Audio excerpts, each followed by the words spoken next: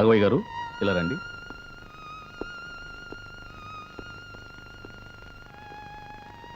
చూడండి, జరిగిన ప్రమాదంలో షాక్ వల్ల అమ్మాయికి మాట పోయింది.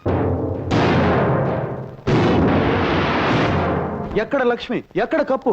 పాట నేర్పిన ఈ గురువుకి ఏం కానుకిస్తుందో తెలుసుకోవాలి. ఎక్కడండి? పైనుంది బాబు. లక్ష్మి, ఎక్కడ నువ్వు గెలుచుకొచ్చిన కప్పు? ఆహా, అద్దరింది లక్ష్మి. నీ మాటలాగా బ్రహ్మాండంగా ఉంది, నీ పాటలాగా అద్భుతంగా ఉందనుకో. అది సరే, నువ్వు కప్పు గెలుచుకొచ్చావు, నీకు పాట నేర్పి నాకేమిస్తావు? మాట్లాడు లక్ష్మి. తను మాట్లాడలేదు రంగా. పోటీల్లో జరిగిన ప్రమాదం మూలంగా లక్ష్మి గొంతు మోగపోయింది. ఏమిటి ఏమిటి మీరనేది? అవును రంగా, పట్నంలో డాక్టర్ పరీక్ష చేసి చెప్పాడు లక్ష్మికి మాట పోయిందని, ఇక మాట్లాడలేదని.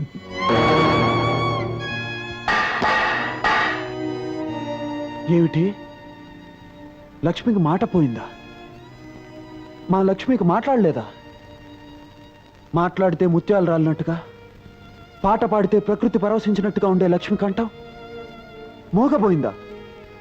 తన పలకరింపుతో లోకాన్ని పులకరింపు చేసే లక్ష్మి ఇక మాట్లాడలేదా? అబద్ధం,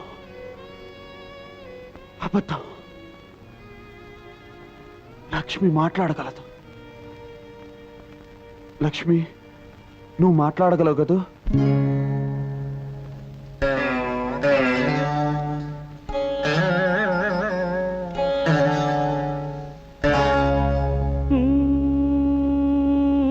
నా గొంతు శృతిలోనా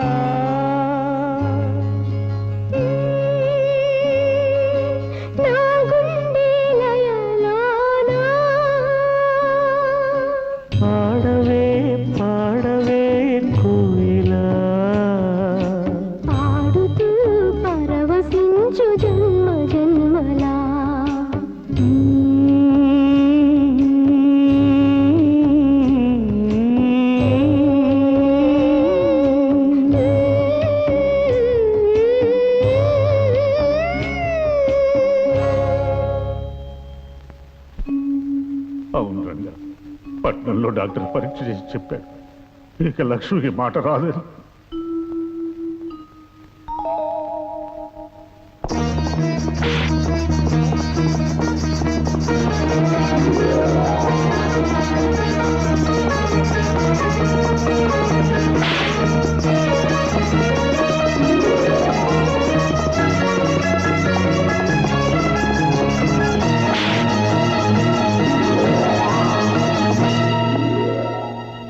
డాక్టర్ గారు, రక్తం లేని వారికి వేరే రక్తం, కళ్ళు లేని వారికి వేరే కళ్ళు పెడతారట కదా, అలాగే గొంతుపోయిన మా లక్ష్మికి.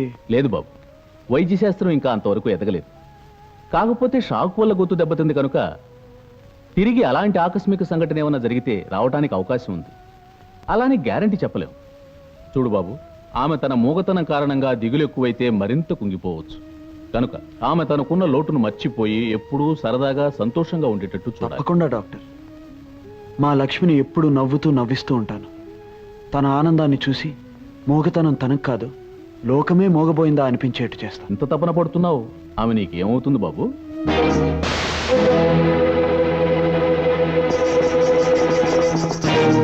ఆమె కోసం ఇంత తపన పడుతున్నావు, ఆమె నీకేమవుతుంది బాబు? లక్ష్మి, చూడు, మన వాళ్ళంతా వచ్చారు. పద, సరదాగా అలా గుడి దగ్గరికి వెళ్దాం. ఏమిటండి ఇది, అంతా ఇలా నిశ్శబ్దంగా ఉన్నారు? ఈ ఇంట్లో నిశ్శబ్దం కాక ఇంకేముంది బాబు? గలగల కబుర్లు చెబుతూ ఇల్లంతా సందడిగా తిరుగుతున్న నా బంగారు తల్లికి. భలే వారండి. లక్ష్మి గురించా మీ బెంగ? నోటి మాట లేకపోతే నష్టం ఏమిటండి? తాను కళ్ళతో మాట్లాడగలదు, కదలికతో మాట్లాడగలదు, నవ్వుతో మాట్లాడగలదు, నడకతో మాట్లాడగలదు, తను నాట్యంతో మాట్లాడగలదండి. చూసావా లక్ష్మి, నాట్యం పేరు చెప్పగానే ఈ మువ్వలు నిన్నే పిలుస్తున్నాయి. వీటిని కాళ్ళకు కట్టుకుని నువ్వు కదిలేవనుకో, ఆ శబ్దానికి నిశ్శబ్దం సిగ్గుపడి పారిపోతుంది. ఇంకో విషయం చెప్పనా లక్ష్మి, లోకంలో గొప్ప గొప్పవన్నీ మౌనంగానే మాట్లాడతాయట. వెచ్చని వెన్నెల, వెలుగునిచ్చే దీపం, నవ్వే పువ్వు, చల్లగా పలకరించే పిల్లగాలి, గలగలా పారే సెలయేరు అన్నీ కూడా ఎన్నో గొప్ప భావాలు చెప్తాయి. లక్ష్మి, నువ్వు అడుగు వేయి, ఈ మువ్వలు సవ్వడి చేస్తూ ప్రకృతిని పలకరిస్తాయి, ఎంతో పులకరిస్తాయి. రంగా ఏమిటి ఎక్కడికో బయలుదేరినట్టున్నావు? ఓసి నీసకును శ్రీకాకుళం అడవులు పట్ట పని మీద పట్నం వెళ్తుంటే ఎదురొచ్చి ప్రశ్న ఏమిటి? పట్నవా? అయితే రంగా రంగా వచ్చేటప్పుడు నాకు నల్ల పూసలు పట్టరావు, పెళ్లికి దండ కడతాను. పెళ్ళా? అవును, అబ్బాయి అమ్మాయి ఒకరికొకరు నచ్చారంట, వాళ్ళ జంటను పెద్దలు మెచ్చారంట, త్వరలోనే మంచి ముహూర్తం ఉందంట. ఇక పెళ్లికి ఆలస్యం ఎందుకంట? హోసోస్, మాటలు మంగళగిరి కోటలు దాటుతున్నాయంటే నా జోలికి వచ్చావంటే అద్దిరిపోగలదు, జాగ్రత్త. అబ్బా, ఎందుకు అలా శివాలు ఎత్తిపోతావు? నేను చెప్పింది నల్ల పూసలు తెమ్మంది నా బొమ్మల పెళ్లి కోసం. అది విను, మన ఇద్దరి మధ్య పెళ్లి మాటలు వచ్చేసరికి సన్నాయి మేళం ఎంత బ్రహ్మాండంగా మోయిపోతుందో. బ్రహ్మాండంగా కాదే, భయంతో వణికిపోతున్నట్టుందే ఆ వాయిద్యం. హనుమంతు, రే రే హనుమంతు, ఏమిట్రా పావు?